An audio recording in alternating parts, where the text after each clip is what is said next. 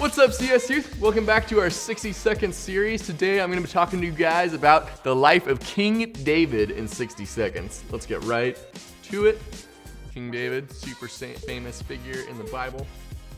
All right, the life of King David. We first meet David in 1 Samuel chapter 16 when he was about 15 years old. He was chosen as God's king of Israel, but he wasn't recognized by humans as the king for many years later because they had King Saul and they liked him a lot. 1 Samuel 17, we get that famous David and Goliath story. The whole chapter is about it. It's epic. It's awesome.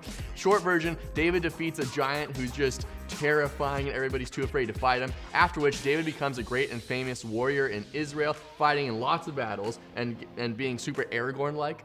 David becomes so famous for his leadership and prowess in battle that King Saul gets jealous and decides to kill him. So David has to take a bunch of soldiers loyal to him and he flees into the wilderness. Saul would then eventually die in battle. He'd actually fall on his own sword. So the elders of Israel choose David to be the new king.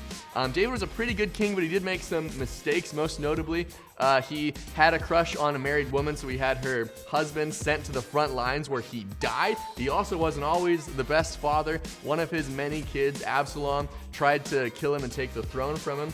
But overall, he was recognized as a really great king. He wrote the entire book of Psalms. He was a great poet. He was an amazing soldier. David would eventually die at the age of 70. Surprisingly, not in any of those hundreds of battles. He died of old age, and he gave the kingship. He appointed the next king to be his son Solomon. David was remembered as the greatest king of Israel, and he was actually honored with the title a man after God's own heart.